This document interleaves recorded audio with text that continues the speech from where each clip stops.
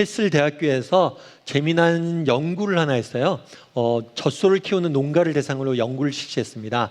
농가를 대상으로 연구를 실시했는데 어떤 연구를 했냐면 어떤 농가는 소들이 있잖아요. 소가 많은데 이 소들 각각의 소들에게 이름을 지어줘요. 그래서 이름을 지어준 다음에 이름을 부르는 거죠. 그리고 반대쪽 농가는 이름을 지어주지 않고 그냥 관리를 하는 겁니다. 그 결과는 어떻게 됐을까요? 소에게 각각의 이름을 지어주고 이름을 부른 농가는 우유 생산량이 그렇지 않은 농가보다 몇 배 더 많이 나왔다고 그래요. 그래서 소가 우리의 말을 알아듣는 건 아니지만 한 사람 한 사람의 이름을 불러줬을 때 그만큼 정서적 안정을 누려서 이런 결과가 나온 게 아닌가, 이런 이야기를 하는 거예요.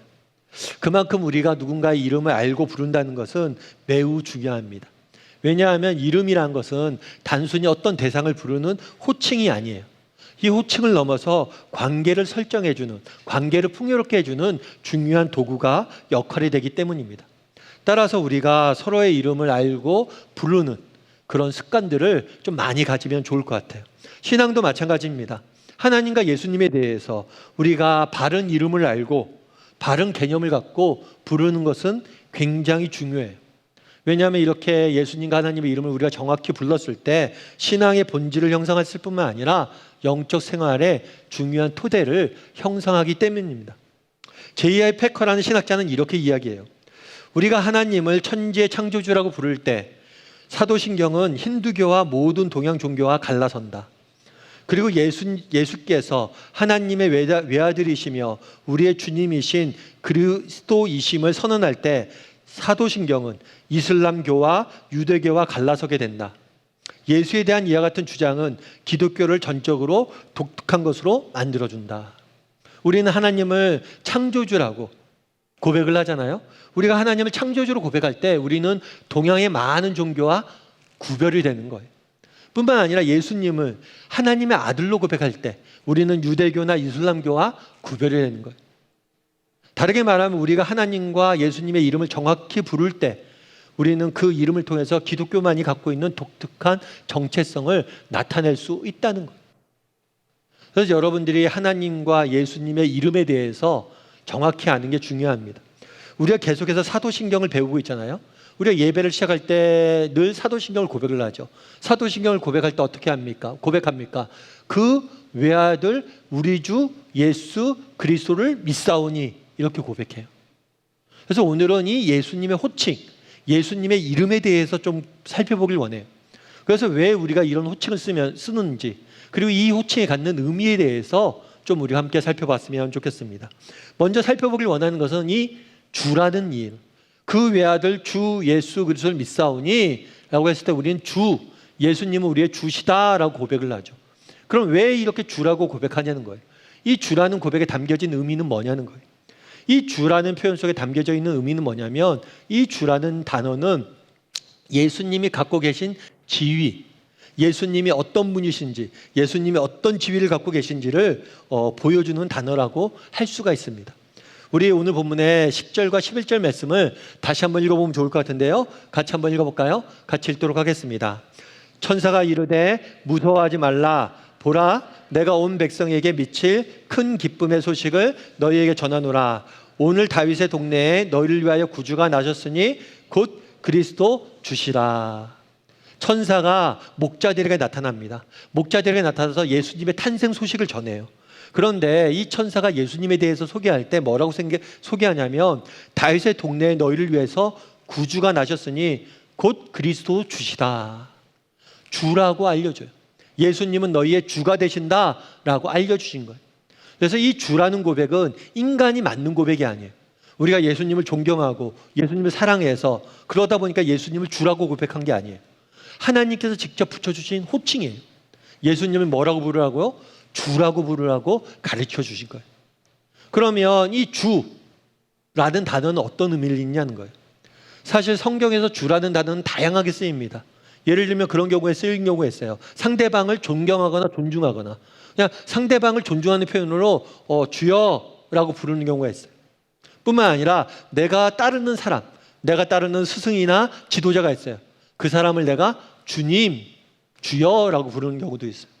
그런데 여기서 말하는 주, 그리스도 주할 때 이 주는 그런 단순한 호칭이 아니에요. 이 여기서 말하는 주는 어떤 의미냐면 만물의 주인이시다라는 의미예요. 성경이 가르쳐준 예수님의 호칭은 뭐냐? 만물의 주인이에요.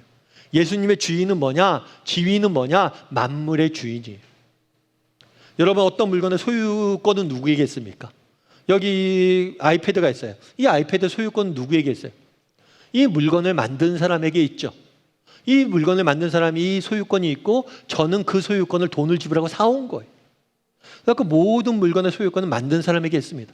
마찬가지예요. 이 세상 모든 만물을 우리는 하나님을 창조주라고 고백하잖아요. 이 세상 모든 만물을 하나님께 창조하셨다고 고백합니다. 그렇기 때문에 이 모든 만물의 소유권 누구에게 있어요? 하나님께 있어요. 그런데 이 하나님께서 그 소유권을 그 아들인 예수님에게 이양을 해주신 거예요. 넘겨주신 거예요. 그래서 너희가 예수님을 만물의 주인으로 불러라. 왜냐하면 내가 그에게 모든 것을 넘겨줬다는 거예요. 따라서 예수님은 누구십니까? 만물의 주인이세요. 그런데 이 주라는 표현은 굉장히 의미 있는 표현이에요. 왜냐하면 그 당시 이스라엘은 누구의 지배를 받고 있었냐면 로마의 지배를 받고 있었어요. 로마는 다신사회입니다. 다신사회. 다신사회는 뭐냐면 다양한 신들을 인정하는 거예요. 너 하나님 믿어? 오케이. 너 불교 믿어? 오케이. 다 인정을 하는 거예요. 그런데 이상하게 로마 사회는 다신사회인데 로마인들은 유독 기독교인들을 싫어했고 기독교인들을 핍박했어요. 심지어 그들을 사자굴에 던지기도 하고 그들을 화형시키기도 했어요. 그럼 왜 기독교인들을 핍박했냐는 거예요. 로마 사람들은 로마 황제를 우상화했습니다. 우상화해서 로마 황제를 신처럼 떠받들었어요. 그리고 이 주라는 표현은 로마 황제에게만 쓰라고 했어요. 큐리오스. 이 주라는 단어는 딴 사람에게 쓰지 마. 딴 신에게 쓰지 마. 오직 로마 황제에게만 써라고 이야기를 한 거예요. 그런데 그리스도인들은 그것에 불응했어요. 왜요? 예수님이 주시기 때문에. 성경에 하나님이 그가 만물의 주인은 오직 한 분 예수님밖에 없다라고 표현했기 때문이에요. 그래서 그리스도인들은 뭐라고 표현했냐면 예수님을 주라고 표현한 거예요. 그리고 이 주라는 표현 때문에 그들의 믿음 때문이 아니라 그 표현 때문에 그들은 사자굴에 끌려가기도 하고 화형을 당하기도 하고 온갖 핍박과 박해를 받기도 했던 거예요. 그럼에도 불구하고 기독교인들은 포기하지 않았어요. 초대교회 성도들은 포기하지 않았어요. 무엇으로 고백하기를? 예수님을 주로 고백하는 것을 포기하지 않았다는 거예요. 여러분, 우리가 가끔 성경을 보면 그런 표현들이 많습니다. 주인이 있다는 건 누가 그에 속해져 있다는 것. 종, 노예, 주인, 종, 노예 이런 단어들이 성경을 읽다 보면 많이 등장을 해요. 그래서 현대인들은 거부감을 많이 갖습니다. 기독교가 마치 이런 노예 제도를 지지하는 것처럼 보이기 때문이에요. 어떻게 사랑을 이야기하는 기독교가 인간을 동물처럼 취급하고 인간을 기계처럼 취급하고 인간을 물건처럼 취급하는 노예 제도를 지지할 수 있냐는 거예요. 왜 성경에 이렇게 종, 노예 이런 얘기 많냐는 거예요. 그리고 성경을 보면 우리가 종이고 하나님이 주인이다. 왜 이런 얘기가 많냐는 거예요. 왜 하나님은 주인이 되지 못해서 한 달 나신 분처럼 주인이 되어서 우리 인생을 다스리고 싶어서 한 달 나신 분처럼 성경은 묘사하고 있냐는 거예요. 너무 비인간적이란 거예요.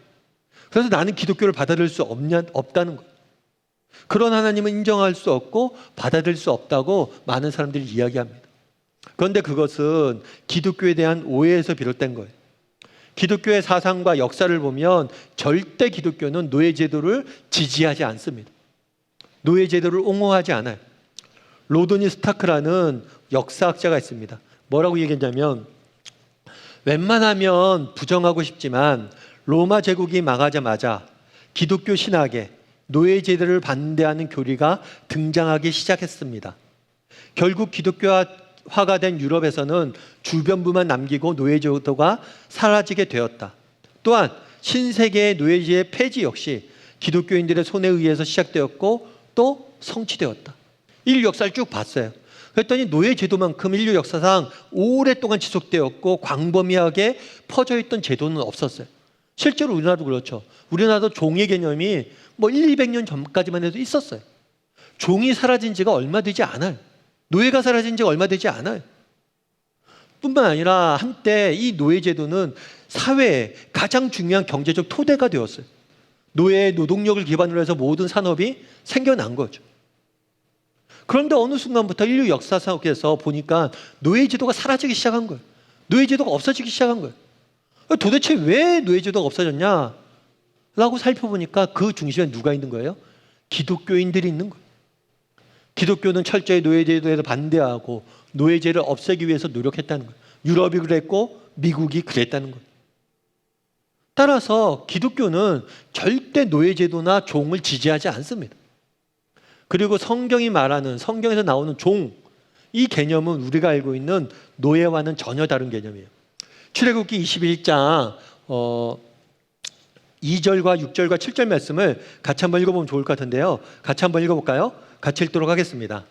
내가 히브리 종을 사면 그는 6해 동안 섬길 것이요 7째 해에는 몸값을 지불하지 않고 나아가 자유인이 될 것이며 만일 종이 분명히 말하기를 내가 상전과 내 처자를 사랑하니 나가서 자유인이 되지 않겠노라 하면 상전이 그를 데리고 재판장에로 갈 것이요 또 그를 문이나 문설주 앞에서 데리고 가서 그것에 내가 송곳으로 그의 귀를 뚫을 것이라 그는 종신토록 그 상전을 섬기리라.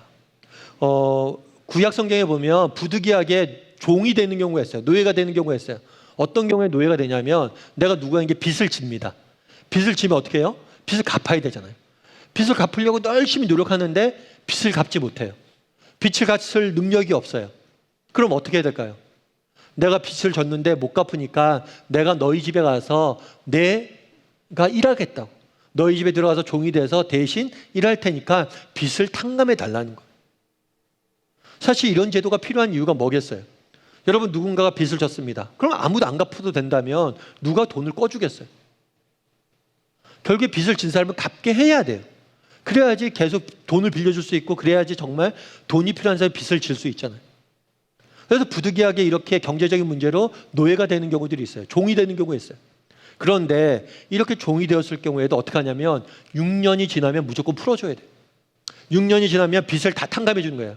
네가 나한테 빚을 이만큼 졌니? 6년 동안 일했니? 그럼 이제 너 자유인이야. 그런데 자유인이라고 이렇게 풀어줄 때 그냥 풀어주지 않아요.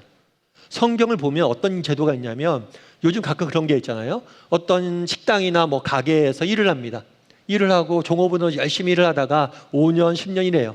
그러면 이제 주인한테 얘기하는 거죠. 사장님한테. 사장님 이제 저도 나가서 개업을 좀 할까 합니다. 그럼 사장이 어떻게 해요? 그래 잘 가라. 이렇게만 하는 게 아니라 그래? 그러면 내가 노하우도 알려줄게. 그리고 너 장수하려면 장소도 구해야 되잖아. 그럼 내가 집세도 좀 빌려줄게. 그리고 그가 사업할 수 있도록 다 도와주는 기업들이 있다고 그러더라고요. 이 종도 마찬가지예요. 6년 동안 종으로 봉사를 했잖아요. 그럼 나갈 때 그냥 보내면 안 돼요. 절대 그냥 보내면 안 되고 이 사람이 나가서 자립할 수 있도록 도와줘야 돼요. 그것이 주인의 의무예요. 여러분 성경에 나오는 종의 개념은 절대 한 사람의 인권을 착취하는 게 아니에요.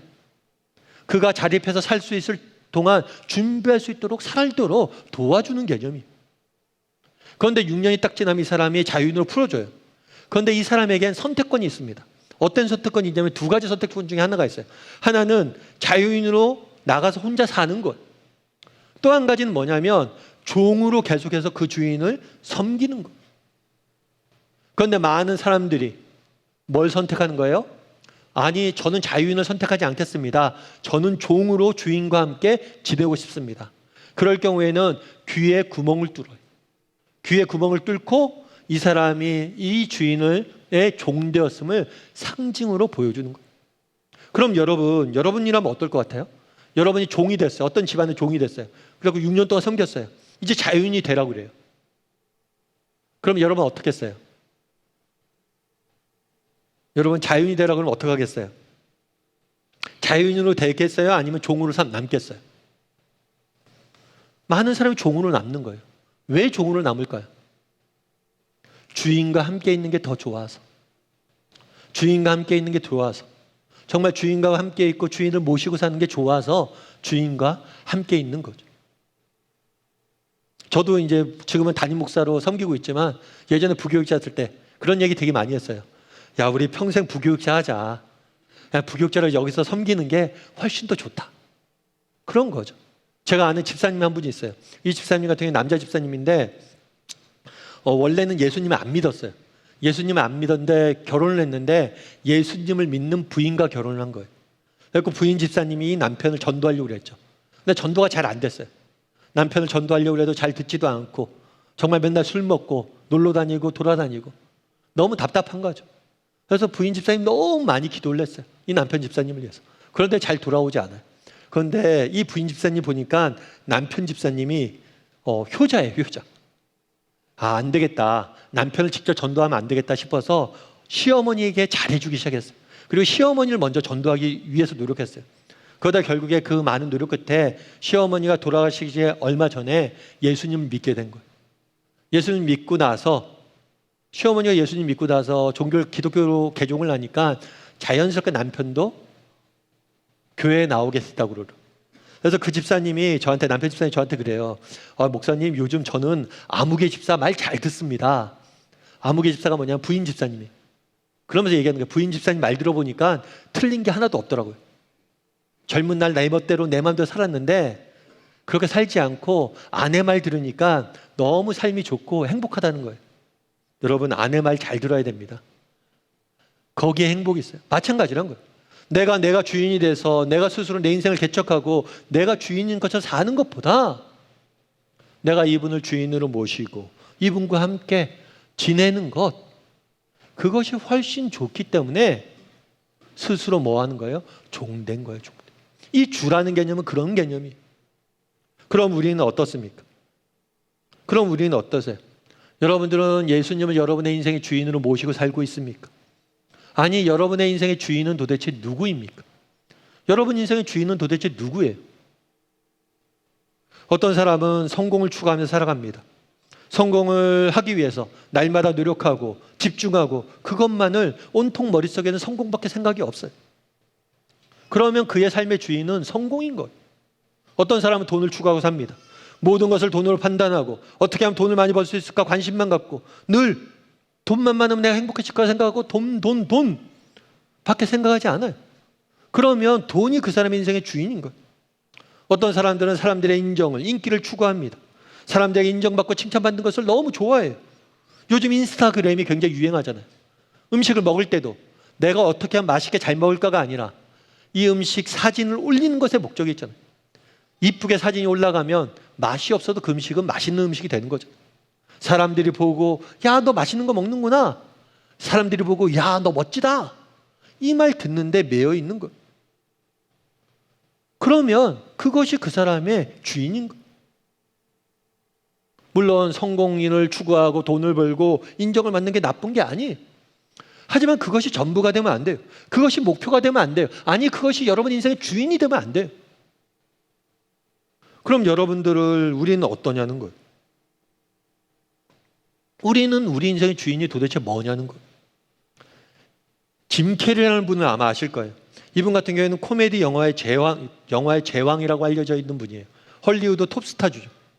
엄청난 인기와 부를 누렸습니다. 그런데 그가 어떤 인터뷰에서 이런 얘기를 했어요. 뭐라고 했냐면, 저는 모든 사람들이 한번 부자가 되어 보고 유명해졌으면 좋겠습니다. 그제서야 그것이 답이 아니란 것을 깨달을 테니까요. 짐 캐리가 뭐라고 얘기했냐면 엄청나게 잘 성공한 거예요. 엄청나게 유명해졌고 엄청나게 부자가 됐어요. 그런데 막상 엄청나게 부자가 되고 성공했는데 거기에 없다는 거예요. 거기에 참된 만족과 행복이 없다는 거예요. 그래서 사람들이 얘기하는 거죠. 아니, 없어요. 그랬더니만 사람들이 안 믿는데요. 하도 사람들이 안 믿으니까 모든 사람들이 한번 돼봤으면 좋겠다. 나처럼 성공해보고 부자가 됐으면 좋겠다. 왜요? 나처럼 깨닫게 되길 원해서. 그것이 답이 아니라는 걸 그들도 깨달았으면 좋겠다. 여러분, 왜 스스로 종됩니까? 왜 우리가 예수님을 인생의 주인으로 삼아요? 예수님이 우리의 강요해서 그런 게 아니에요. 우리 스스로 선택하는 거예요. 그날의 종에게, 6년의 삶을 살아났던 종에게 네가 선택해봐라 라고 이야기하는 거예요. 정말 하나님을 주인으로 모시고 사는 게 좋은지, 아니면 네가 스스로 주인인 데 살고 가는 게 좋은지. 여러분, 우리에게 선택권은 늘 우리 앞에 있어요. 저는 저를 안 믿어요. 제가 제 인생의 주인이라면 그것처럼 비참한 인생은 없어요. 저처럼 부족하고, 저처럼 이기적이고, 저처럼 잘못 판단하고, 저처럼 이렇게 나약한 사람이 내 인생의 주인이 된다고 생각해 보세요. 여러분, 우리는 지금도 선택하는 거예요. 하나님을 내 인생의 주인으로 모셔서 할 것인가? 아니면 내가 스스로 주인이 될 것인가? 아니면 돈이나 명예, 인기 이런 것들 내 인생의 주인으로 모시고 살 것인가? 바라기는 우리 다음의 식구들이 정말 우리 인생의 주인이 누구인지 돌아봤으면 좋겠어요. 그리고 스스로 종된 자들이 되었으면 좋겠습니다. 예수님, 당신이 우리 인생의 주인이 되어 주십시오. 예수님, 당신이 내 인생을 다스려 주십시오. 왜요?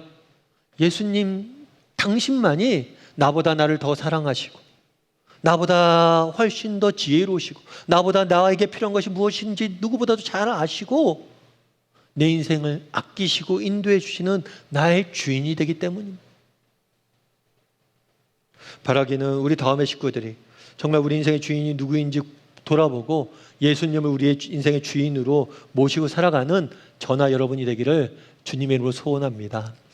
두 번째로 살펴보길 원하는 것은 주 예수 그리스도라고 고백하잖아요. 그 외아들 우리 주 예수 그리스도라고 고백하는데 예수란 단어예요. 예수. 이 주라는 단어는 예수님이 어떤 지위를 갖고 계시는가 이걸 보여준 단어라면 주 예수 할 때 이 예수는 예수님의 목적, 예수님이 이 땅에 오신 목적이 무엇인지를 보여주는 단어라고 할 수가 있어요. 우리 마태복음 1장 21절 말씀을 같이 한번 읽어볼까요? 같이 읽도록 하겠습니다. 아들을 낳으리니 이름을 예수라 하라. 이는 그가 자기 백성을 그들의 죄에서 구원할 자이심이나 하니라. 천사가 예수님의 아버지 요셉에게 나타나서 예수님의 이름을 직접 지어줍니다. 그러니까 예수라는 이름은 예수님의 인간적인 아버지나 어머니가 지어준 이름이 아니에요. 하나님이 직접 지어준 이름이에요. 사실 저도 우리 아이의 이름을 이렇게 지어주잖아요. 부모가 동상. 저도 아이의 이름을 짓는데 아이의 이름을 짓는 게 쉽지가 않더라고요. 그러니까 저희 첫애를 이렇게 낳고 이제 낳기 전에 이제 임신을 하고 낳기 전에 이제 아이의 이름을 이렇게 지으려고 그랬어요. 지으려다 보니까 우리 아내가 이렇게 얘기하는 거죠. 자기야, 애 이름 좀 지어와봐. 또 제가 말 잘 듣잖아요. 그래서 이렇게 이름을 지어옵니다. 한 10개 정도. 쭉 지어오면 이렇게 이거 어때 이거 하면 이렇게 나누다 보면 이름이 다 마음에 안 들어요. 이건 왠지 뭐가 부족하고 뭐죠. 계속 마음에 안 드는 거예요. 그러다가 한참 고민하다가 결국에 이러다가 애 이름도 못 짓겠다 해서 내린 결론이 뭐냐면 한 글자씩 정하자고. 그래서 저도 한 글자 정하고 우리 아내도 한 글자씩 정하고 그래서 몇 달 만에 이름을 정한 거예요. 그럼 한 글자씩 정하면 서로 뭐 두 가지 경우일 수밖에 없으니까 이름을 정하기 쉽겠죠. 그래서 저는 은자를 선택했어요. 은자는 은혜 은자. 우리 아이가 은혜가 되었으면 은혜를 좀 아는 사람이 되었으면 좋겠다라고 생각을 해서 은자를 선택했고 우리 아내는 서자를 선택했어요. 서자. 서자는 새벽서. 새벽이 동토 오는 것처럼 그렇게 빛을 전하는 사람이 됐으면 좋겠다고. 그래서 은서라고 이름을 지은 거예요. 멋있지 않아요? 저만 멋있죠? 아무튼 이렇게 은서라고 딱 정했어요. 정해서 후배한테 얘기했어요. 야야, 애 이름 정했다. 그리고 은서다 딱 했더니만 걔가 씩 웃으면서 그러는 거예요. 아, 형도 드라마 보고 애 이름 지어요? 그 당시 유명한 드라마의 주인공이 은서였더라고요. 제가 드라마를 안 봐서 그때. 근데 아무튼 그때 이름을 짓는데 되게 어려웠어요. 근데 이름을 짓는 게 왜 이렇게 어려울까 생각해 보니까 기대 때문에 그런 거예요. 그 짧은 이름에 우리 아이에 대한 기대를 가지고 다 놓으려니까 어떤 이름도 성이 안 차는 거예요.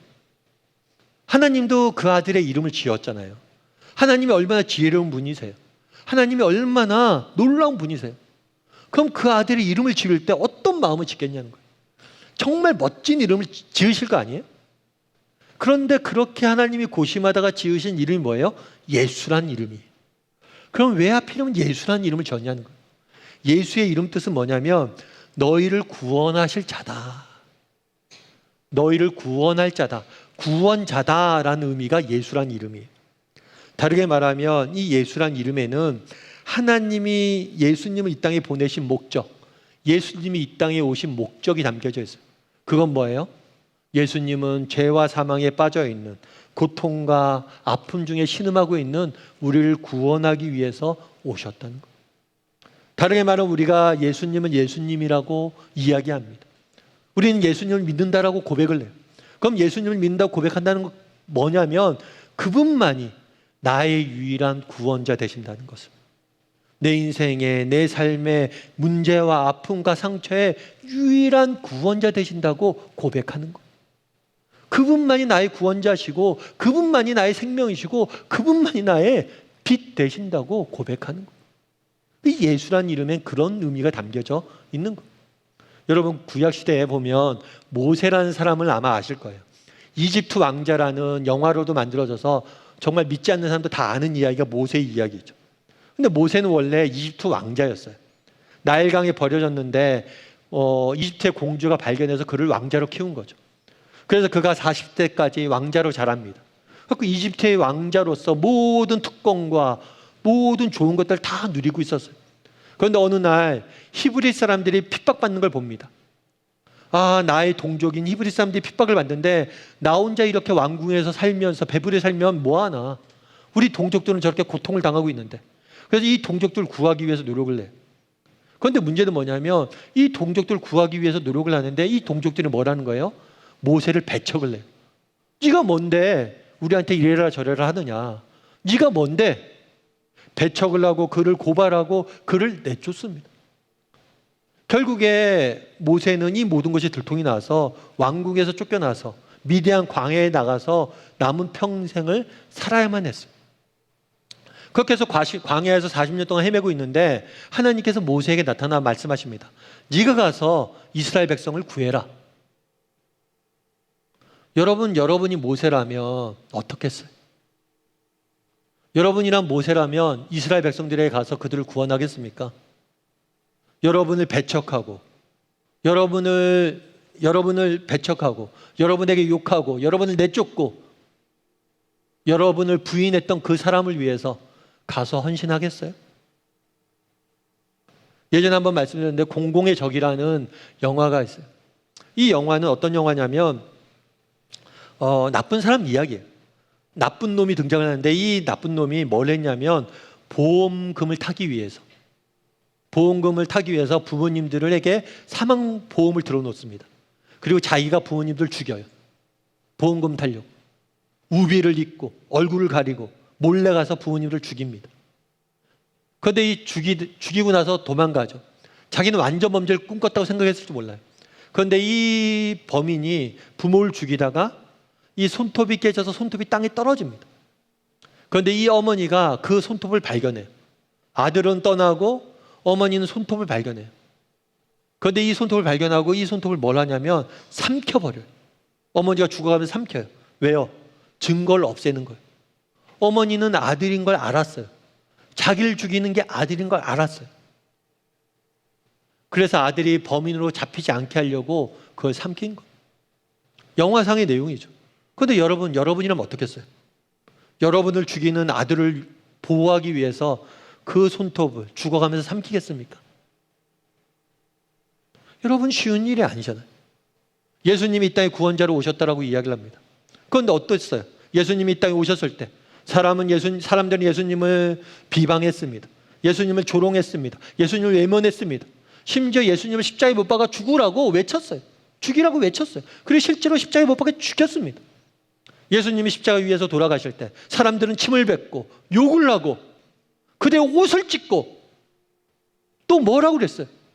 조롱하고 네가 하나님의 아들이면 내려와라. 조롱하고 예수님의 옷을 빼앗아가고. 그런데 자기를 그렇게 하는 사람들을 위해서 뭘 하신 거예요? 죽으신 거예요. 예수님은 이 땅에 우리를 구원하시기 위해서 오셨습니다. 그런데 우리는 그냥 글로 읽어요. 아, 그래서 구원자 되시는구나 라고 생각하지만 이게 쉬운 일이 아니란 거예요. 그럼 왜 예수님께서 이 땅에 오셨습니까? 왜 구원자로 오셨어요? 우리를 그만큼 사랑하시는 거예요. 정말 우리가 그를 외면하고 그를 등지고 그를 정말 배반한다 할지라도 여전히 우리를 사랑하시는 게 예수님이라고. 그래서 우리는 예수라는 이름을 부릅니다. 우리는 예수님을 믿습니다 라고 고백을 해요. 이 예수님을 믿는다라고 고백하는 것은 무엇을 의미합니까? 정말 예수님만이 정말 나를 사랑하시는 유일한 나의 구원자 되신다는 거예요. 나를 사랑하셔서 자신의 모든 것을 버리고 나를 위해서 모든 것을 희생하신 우리의 구원자 되신다고 고백하는 거예요. 그런데 이 예수란 이름이 좀 독특한 이름이에요. 뭐냐면 이 예수란 이름은 그 당시에 굉장히 흔한 이름이었어요. 그 당시에 한반에 가면 두세 명 이상은 다 예수란 이름을 갖고 있었어요. 너무나 흔한 이름을 갖고 온 거예요. 재밌는 거는 예수님이 태어나기 전에 이 예수라는 이름은 굉장히 흔했어요. 그런데 예수님이 돌아가신 다음에는 사람들이 예수라는 이름으로 아이의 이름을 짓지 않습니다. 왜냐하면 기독교인들은 예수님을 존경하는 의미로 예수님만이 이름을 쓸 수 있다 하면서 애들의 이름을 예수라고 짓지 않아요. 유대인들은 혐오의 의미로 십자가에 죽은 저 추악한 범죄자의 혐오의 의미로 예수라는 이름을 짓지 않아요. 그런데 가장 흔한 이름이었다가 완전히 역사 속에 사라진 이름이 바로 예수란 이름이에요.